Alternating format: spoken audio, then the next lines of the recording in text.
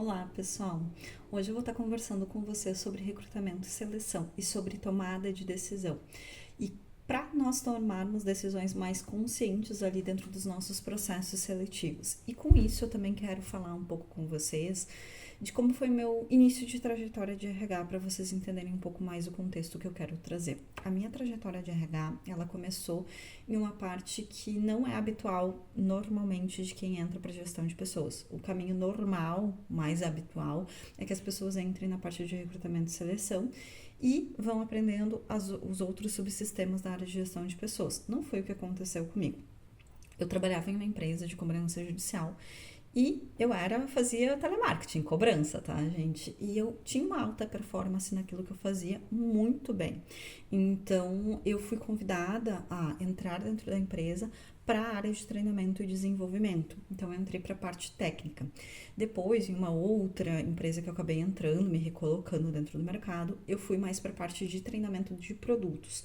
Então, eu vou dizer para vocês que eu levei um tempo para chegar até a área de recrutamento e seleção em si. Então, eu entendi primeiro tecnicamente sobre o produto, para depois, sim, entrar mais para a parte de recrutamento e seleção.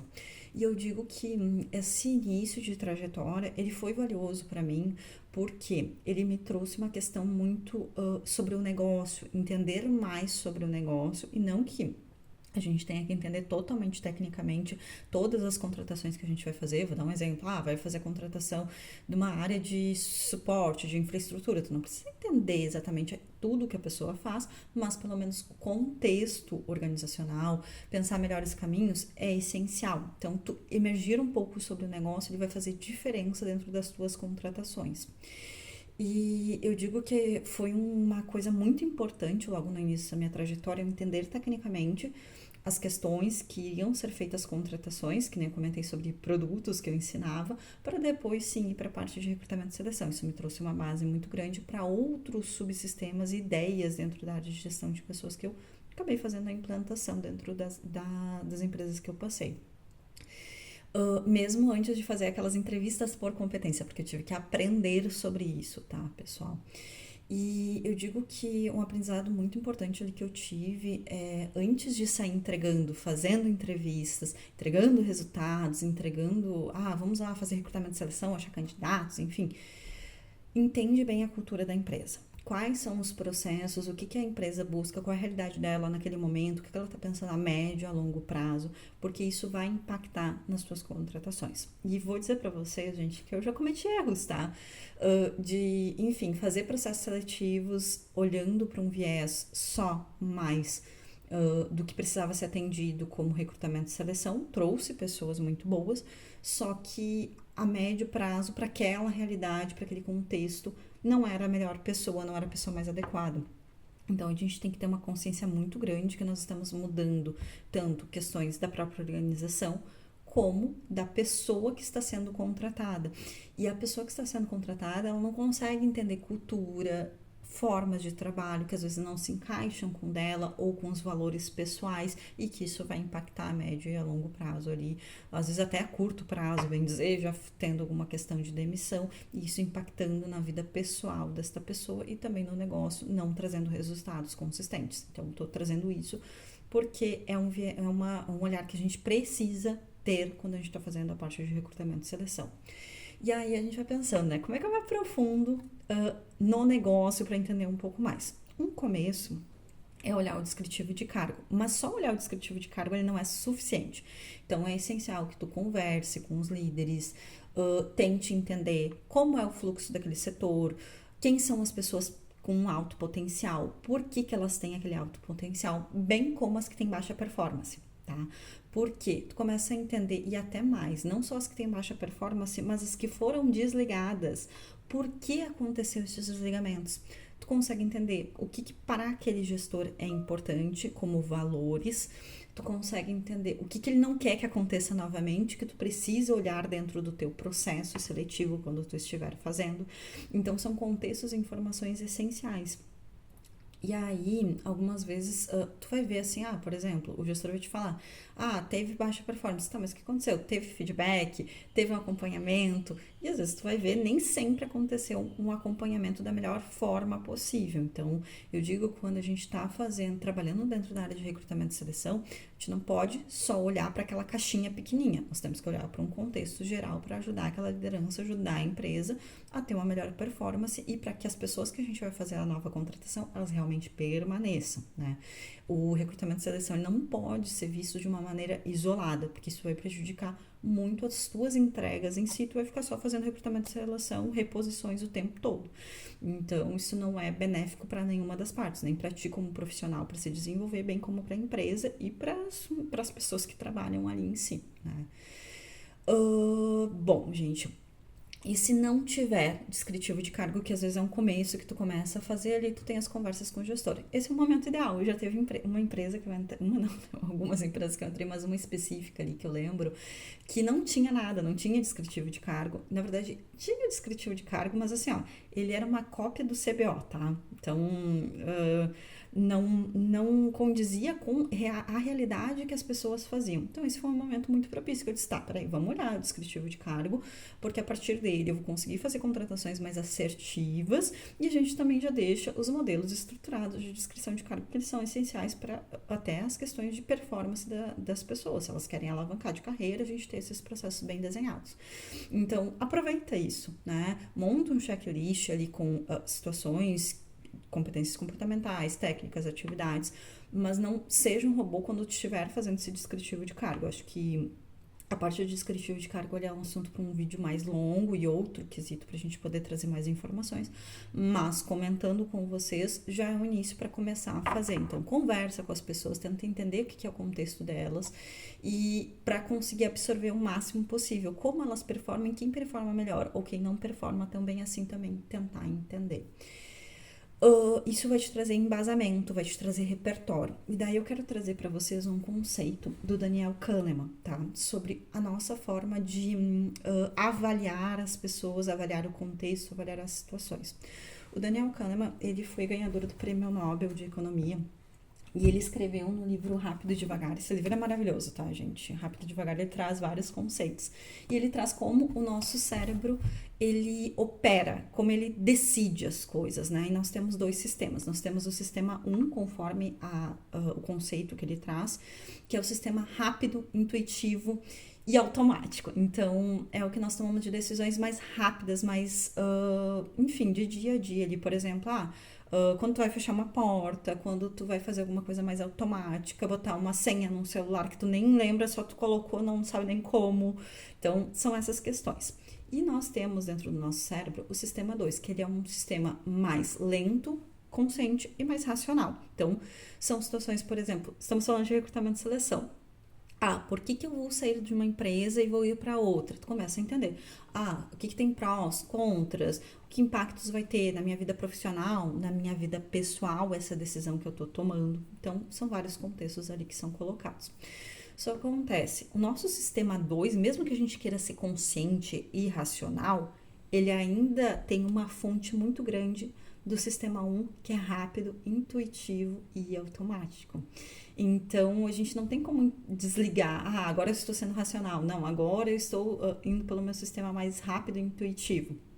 Então, por que eu estou comentando isso? Porque no momento que tu estiver avaliando, conversando com as pessoas, entendendo mais como funcionam os contextos daquele setor, daquela área, daquele gestor, tu está criando repertório para aquele sistema 1 rápido, intuitivo, automático, ele estar mais amplificado e tomando decisões mais assertivas e que são necessárias dentro da empresa, dentro da organização que tu está.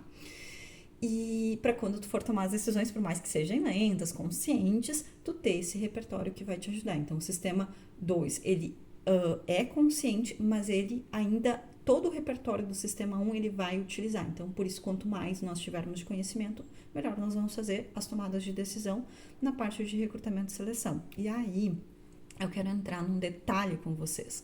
Vocês já devem ter escutado falar de gestores, até nós mesmos, recrutadores, que estamos fazendo ali o processo de seleção. Não tive uma boa impressão da pessoa, Eu não gostei desse candidato, enfim, por quê, né? Tentar entender. É o nosso sistema 1 gritando ali. Então, entender um pouco mais sobre isso, por que que ele está influenciando e como tomar melhores decisões. Então, acho que quanto mais repertório a gente tiver, melhor vai ficar a nossa tomada de decisão ali no processo seletivo. Então, para tomar decisões mais objetivas no momento da contratação e o cenário que a equipe está vivendo naquele momento, o que é essencial para essa nova contratação e para essa pessoa que está entrando. E aí eu quero entrar em um detalhe para a gente sair um pouquinho daquelas perguntas que são muito clichês, tá? Como, por exemplo, por que eu devo te contratar? A pessoa não vai falar, eu sou péssimo no que eu faço, mas eu tô precisando de emprego, então dá um emprego aí, né? Vai funcionar desse jeito. Nem assim, me dá 3 pontos positivos, 3 pontos negativos. Eu digo assim, gente, a partir do momento que eu faço perguntas desse gênero, desse tipo, semelhantes a isso, eu vou ter respostas clichês, como por exemplo, o que é meu defeito? Sou perfeccionista. Então, assim, a pergunta vai refletir no tipo de resposta que o teu candidato também vai te trazer. Então, a entrevista por competência, ela é essencial a gente ter, eu digo assim, a melhor entrevista que eu tenho, assim, que eu gosto muito de ter, é aquela que é uma conversa, tá? Em que a pessoa tá ali trazendo informações, nós também estamos trazendo informações da empresa, da vaga, e aquilo flui de uma maneira muito natural. Natural com, claro, perspectivas do que é necessário, com um objetivo ali em comum. O candidato com um sentido, nós com outro. Até porque, gente, não é só a empresa que escolhe o candidato que quer vir trabalhar conosco, né? O candidato analisa se ele quer vir trabalhar na empresa. Então, é uma decisão de ambas as partes. E o processo seletivo também é um formato de venda que nós estamos ali fazendo para o nosso candidato.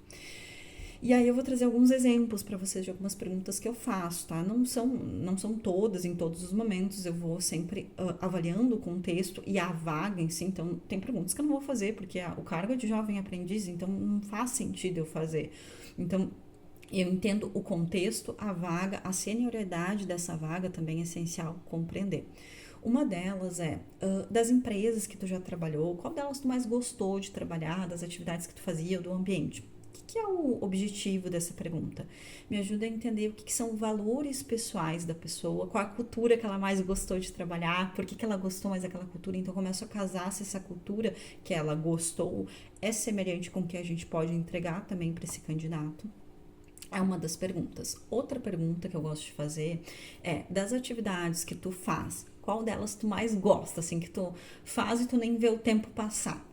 O que me traz isso de informações? Identifica o que são atividades principais que a pessoa gosta de fazer. Não que ela tenha que fazer uma atividade totalmente igual dentro da nova vaga, mas que seja semelhante o viés dessas atividades ali, porque isso vai colaborar para ela se sentir melhor dentro do dia a dia dela. Né? Não que ela vai fazer tudo que ela gosta o dia inteiro. Né?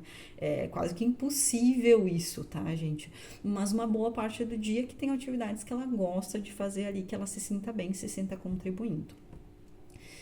Uma das outras perguntas que eu gosto de fazer é qual projeto ou atividade tu destaca aí dentro da tua trajetória profissional que tu fez uma entrega de valor.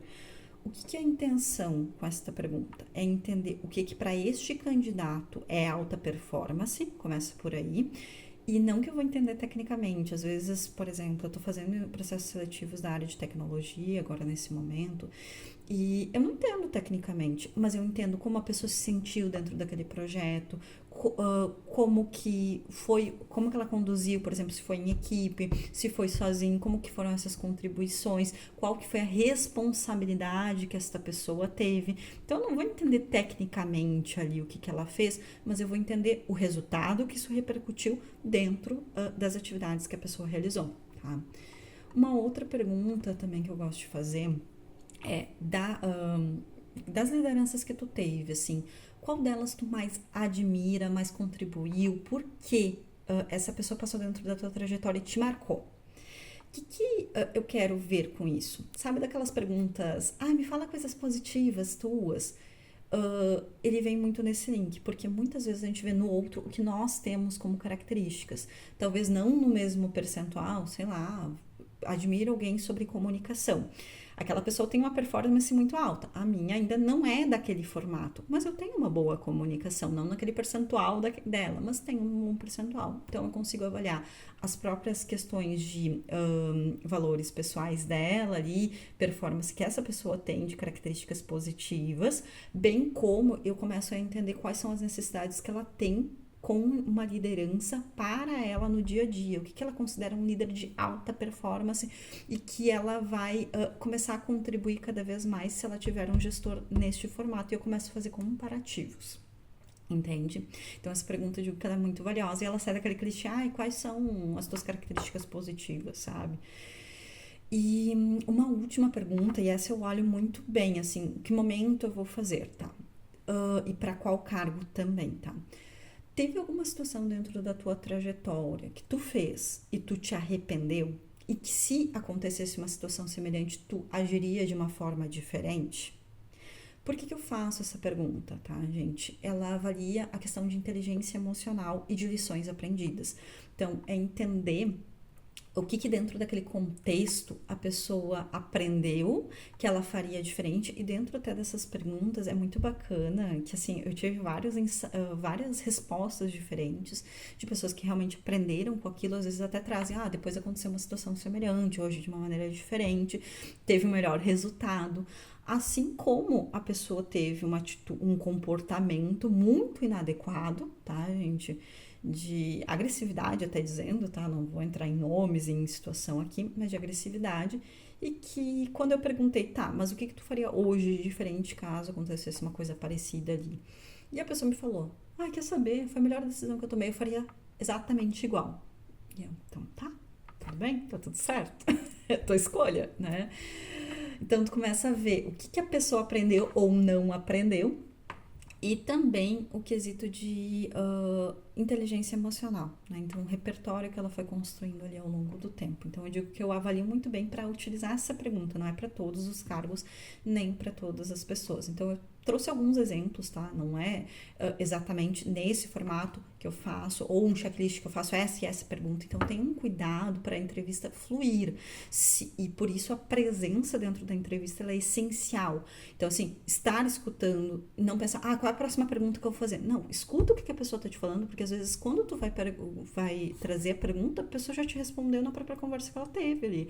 Ela já te falou qual foi o projeto que ela teve de alta performance, como ela se sentiu sobre aquilo, então tu não precisa estar perguntando novamente, tá? Então, eu trouxe alguns exemplos de perguntas ali, mais trazendo o quesito de competências comportamentais, para que vocês consigam avaliar, mas é importante muito ter o contexto da empresa ali. E eu digo que o recrutamento e seleção, ele não é só sobre contratar alguém, mas é tomar decisões que vão impactar a vida das empresas, né? Porque as empresas têm um negócio ali para tocar e precisam trazer resultados, bem como a vida das pessoas e da equipe que está ali em torno. Então, isso vai ter impacto geral. Então, as nossas decisões, elas são muito importantes e a gente tem que fazer esse penso sobre quando a gente está fazendo um processo seletivo, bem como junto com as lideranças, porque às vezes o processo seletivo ele se toma normalmente junto com as lideranças, às vezes faz uma entrevista à parte, mas tem que ter uma conversa para que tenha uma conciliação de entendimento se aquela pessoa faz sentido para dentro daquela organização naquele momento. Tá? Então é importante isso. Quanto mais repertório vocês tiverem de, por exemplo, testes comportamentais,